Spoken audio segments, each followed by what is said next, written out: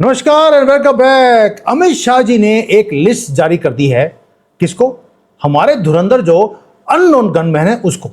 आपको याद होगा मैंने एक वीडियो बनाया था जहां पर मैंने आपको एक महीने पहले बता दिया था कि अमित शाह की मीटिंग हुई है यूएसए के एम्बेसडर जो यहां पर है सर्गेई गौर, और उनको एक लिस्ट दी गई है और सर्गेई गौर ने एक लिस्ट अमित शाह को दी है। आपको याद होगा वो लिस्ट जो एक्सचेंज हुआ था उन दोनों के बीच में, अब वो जो एक्सचेंज लिस्ट है अब वो रिलीज कर दी है हमारी होम मिनिस्ट्री ने।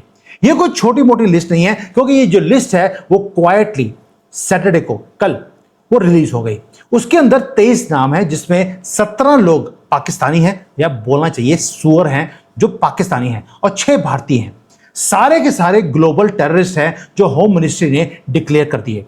मैं तो कहता हूं अमित शाह जी, जो 23 नाम है उसमें कुछ और भी हैं हमारे पत्तलकार, जो कि आपको पता है पिद्दी के बिस्कुट खाने वाले। कोई जर्मनी बैठा है, कोई ऑस्ट्रेलिया में है और कोई अमेरिका में है, उनके नाम भी डाल देते। लगे हाथ हाथ जो है आपके हाथ धुल जाते इस उल्टी गंगा में।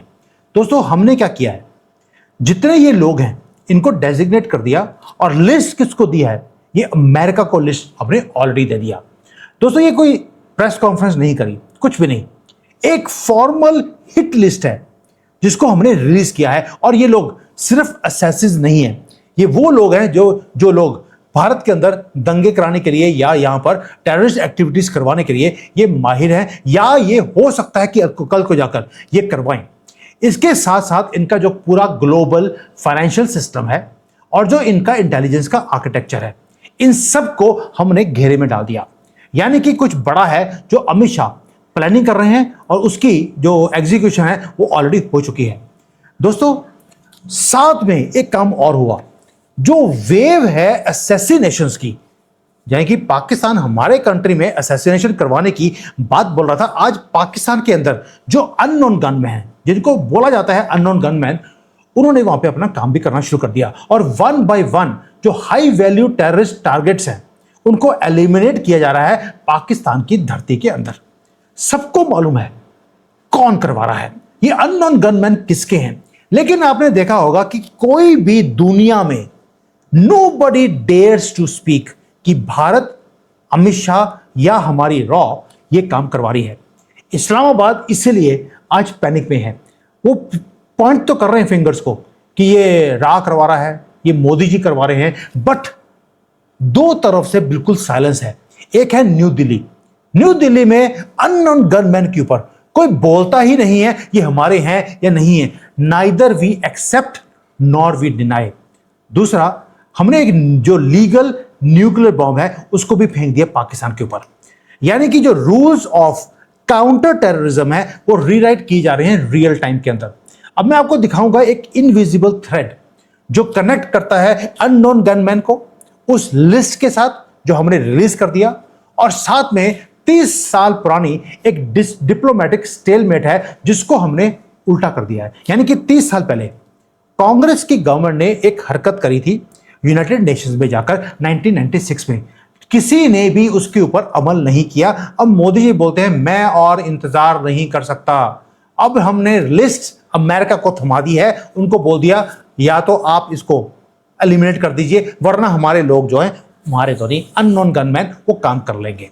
अब देखते हैं, आपको दोनों चीजें पैरेलल दिखाऊंगा कि कांग्रेस ने क्या किया था और अमित शाह और मोदी जी ने मिलकर यहां पर अजीत डोभाल के थ्रू कौन सा काम किया है। मजा आ जाएगा आपको आगे सुनकर। पहले दिखाता हूं कांग्रेस का।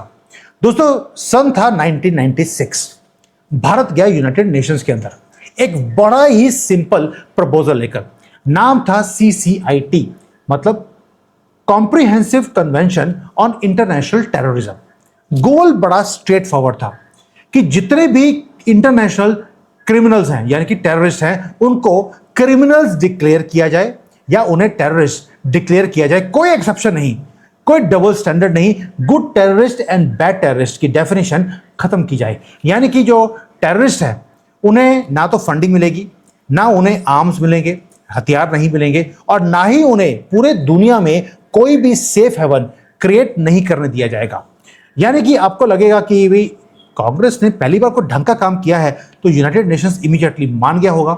आंसर है नहीं, क्योंकि कांग्रेस ने इसके साथ ये तो दुनिया को दिखाने के लिए था कि हम ये काम करने वाले हैं। साथ में एक काम और हुआ, 30 साल तक ना यूनाइटेड नेशंस ने ना ही कांग्रेस ने, उन्होंने कोई काम नहीं किया, इसे एक लॉक करके, ग्रिड लॉक करके उसको छोड़ दिया। रीजन ये था कि दुनिया में ना तो कांग्रेस, ना पाकिस्तान और ना ही यूनाइटेड नेशंस वो एग्री ही नहीं कर पाए कि टेररिस्ट किसको बोला जाएगा।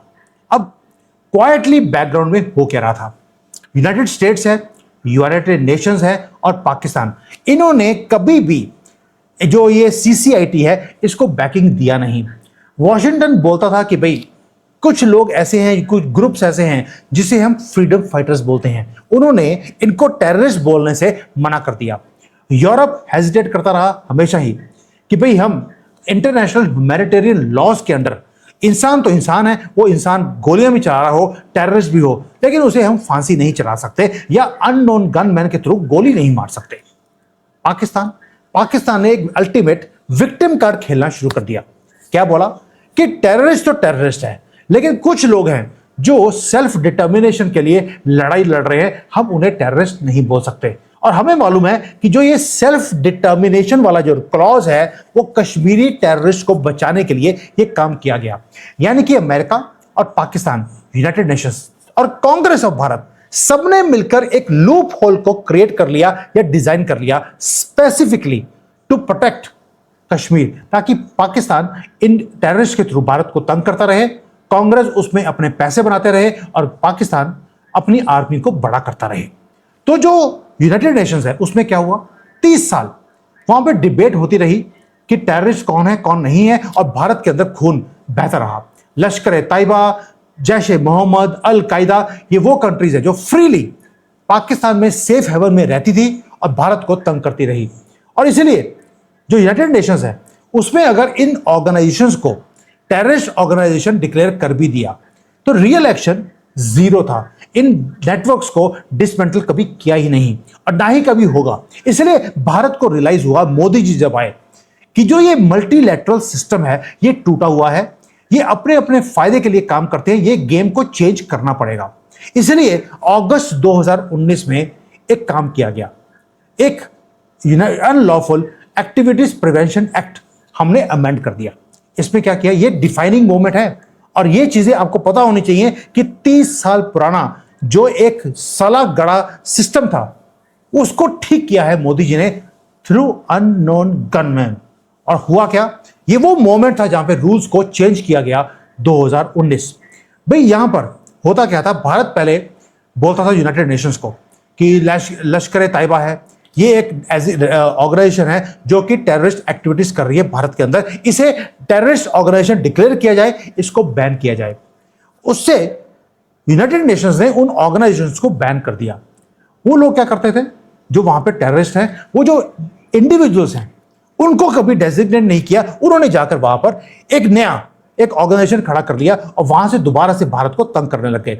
भारत फिर 5-6 साल लड़ता रहा, वो नई ऑर्गेनाइजेशन को बैन किया, तो उसके बाद एक नई ऑर्गेनाइजेशन दोबारा से बन गई। यानी कि अब ऑर्गेनाइजेशन को तो बैन कर सकते हैं, लेकिन जो उनके इंडिविजुअल्स हैं उन्हें कभी भी, जो ह्यूमन बींग्स नहीं, सुअर जो थे, उनको कभी भी आपने डेजिग्नेट एज टेररिस्ट नहीं किया।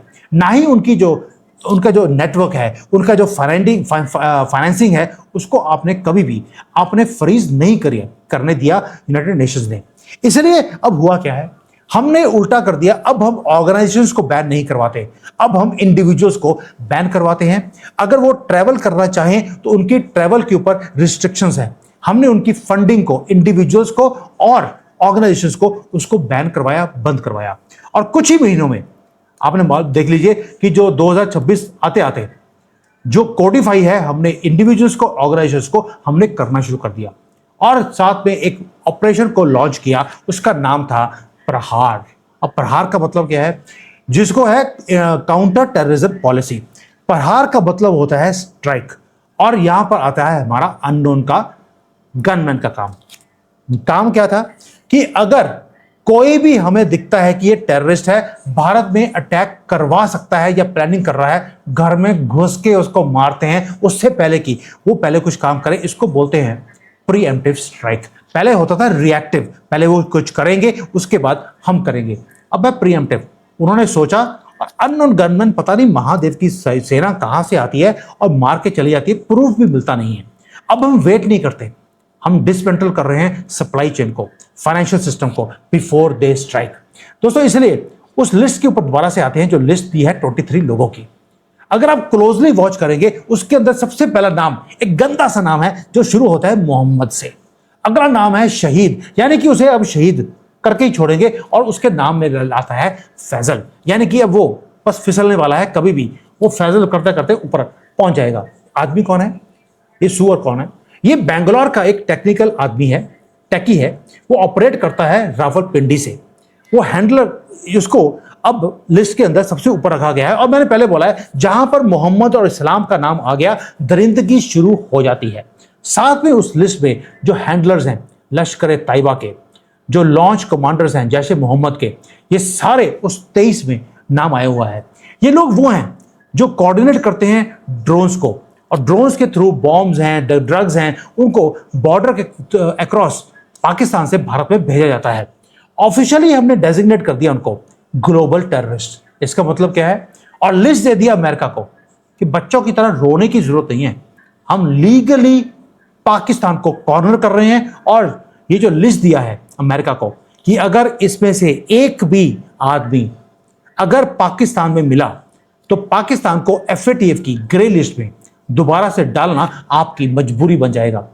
FATF ने ऑलरेडी 2025 के एंड में पाकिस्तान को वार्निंग दे दिया था, और अब 23 लोगों की वो लिस्ट, अगर एक भी कॉकरोच मिला पाकिस्तान की धरती के ऊपर, इसका मतलब है पाकिस्तान FATF में जाएगा, उनको इकोनॉमिकली हम रूइन कर सकते हैं। इसलिए बोल रहा हूं ये चेकमेट मोमेंट है जो अमित शाह ने लिस्ट शेयर करी अमेरिका के साथ। अमेरिका को मालूम है ये सारे लोग पाकिस्तान में पाए जाएंगे, इसलिए पाकिस्तान आज स्क्रैम्बल कर रहा है। वो एक तरफ तो अगर एक भी मारा गया अननोन गनमैन की तरफ से, अगर वो ये बोलते हैं कि देखिए अननोन गनमैन ने यहां पर एक कॉकरोच मार दिया, तो पता लग गया कि ये सारे designated, internationally designated terrorist Pakistan में हैं। और अगर डिनाई करता है तो वहां के टेररिस्ट वो बोलेंगे हमें तो जो हीरोज फ्यूनरल मिलना चाहिए वो नहीं मिला, वो पाकिस्तान के अगेंस्ट हो जाएंगे। दोनों तरफ से अब पाकिस्तान मरेगा, और अननोन गनमैन को वो लिस्ट दे दिया गया है। अब ये जाएंगे वहां पर कराची में, लाहौर में, खैबर पख्तूनख्वा में, वहां जाकर ये अटैक करेंगे और कर भी रहे हैं। और पाकिस्तान एक्सेप्ट नहीं कर पाएगा कि एक और कॉकरोच मारा गया। लिस्ट में से नाम आपको हर रोज कटते हुए दिखाई देंगे। आपने एक चीज नोट किया होगा, जो वेस्टर्न मीडिया है इस लिस्ट के आने के बाद और अमेरिका के एक्सेप्ट करने के बाद दे आर क्वाइट। क्योंकि पहले क्या होता था कि जैसे ही कोई वहां पर कॉकरोच मारा गया वो बोलते थे इंडियन इंटेलिजेंस, ये सारे कोवर्ट असैसिनेशन का प्रोग्राम वो चला रही है, ये मोसाद की तरह काम कर रहे हैं। आज की डेट में मुंह में दही जमा पड़ा है और मुंह पे टेप है। दोस्तों अब होगा क्या?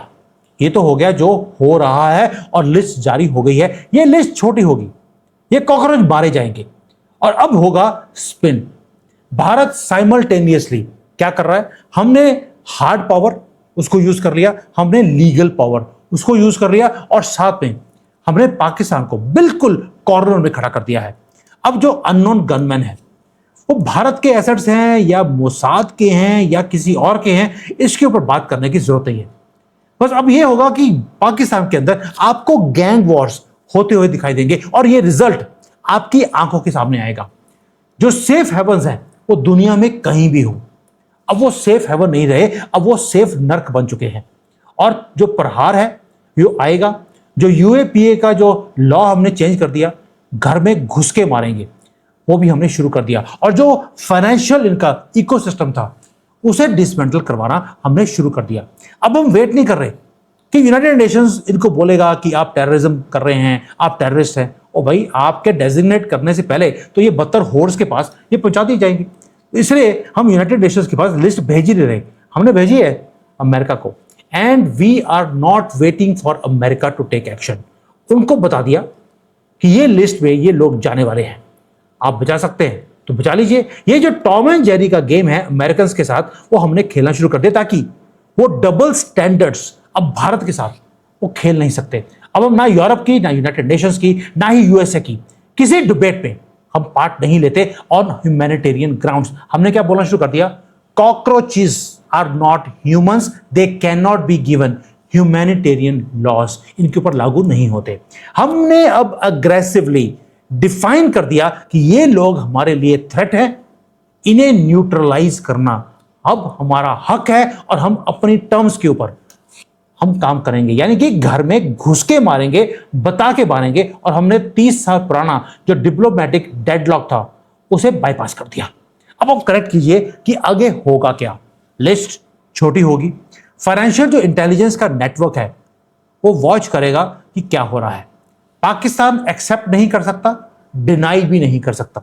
चुपके से रात को 12-1 बजे जाकर कॉकरोच भरा, उसको जाकर वहां पे दफना दिया, और किसी को पता भी लगेगा नहीं कि कितने दफनाया।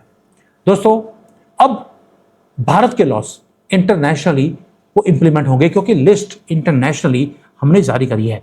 यानी कि अब होगा क्या, ग्लोबल जो इनका बैंकिंग सिस्टम में कहीं भी इन कॉकरोचेस का नाम हुआ उसको ब्लॉक कर दिया जाएगा। और ये जो 23 लोग हैं, अब इनके ऊपर हंटिंग होगी पूरे दुनिया में। हमारे अननोन गनमैन, वो हमारे हो सकते हैं, मोसाद के, अमेरिका के, किसी के भी, वो कहीं भी काम कर सकते हैं। भाई आपको मालूम है, सूखा था निज्जर के साथ साथ, सूखे को हमने गिला कर दिया, वो आज तक बेचारा सूखा ही नहीं है। तो ये जो काम है अब ये आपको तेजी से होते हुए दिखाई देंगे। इनका जो ट्रेनिंग का नेटवर्क है, कोई भी इनको ट्रेन करेगा, इनको घर में रखेगा, उनको भी लीगली हम कटघरे में खड़ा करेंगे और अननोन गनमैन अपना काम कर देंगे। यूनाइटेड नेशंस अब आपके ऊपर थोड़ा सा उंगली लगाएगा कि जी देखिए, ये जो काम है रॉ कर रही है, ये हमें नहीं करना चाहिए। और भाई आपको सुनता कौन है? न्यू दिल्ली डिलीवर करेगा वर्डिक्ट, वो वहां पे क्वेश्चन करेंगे, यहां पर ऑलरेडी वर्डिक्ट हो चुका होगा। हंटिंग अब हम करेंगे, और जो अननोन गनमैन है, एक छोटी सी लिस्ट दी है उनको करने के लिए। मुझे लगता है दोस्तों, मैं आपसे क्वेश्चन पूछता हूं, अमित शाह ने मुझे लगता है कि 23 लोगों की जो 23 उग्रवादी हैं उनकी लिस्ट दी है। आपको नहीं लगता कि कुछ और लोग हैं, अखिलेश, कंजरवाल और ये जो बाकी के लोग हैं, इनके नाम, और प्लस बरखा दत्त जो बिना बिना बादलों के बरखा करती रहती है, सर से सुधाई राजदीप, और ये ऐसे कुछ लोग हैं, क्या इनके नाम भी उस लिस्ट में नहीं होने चाहिए? या आप और मैं हम लिस्ट बनाकर अननोन गनमैन तक पहुंचा दें कि भाई हाथ लगे लगे इनका भी काम कर दीजिए? अगर आपको ये आइडिया ठीक लगा तो अपनी लिस्ट मुझे भेज देना, और मैं इकट्ठी करके लिस्ट भेज दूंगा, काम करवा के छोड़ूंगा। चिंता मत कीजिए, भारत में मैं इसी काम को करने आया हूं। थैंक यू, जय हिंद एंड वंदे मातरम।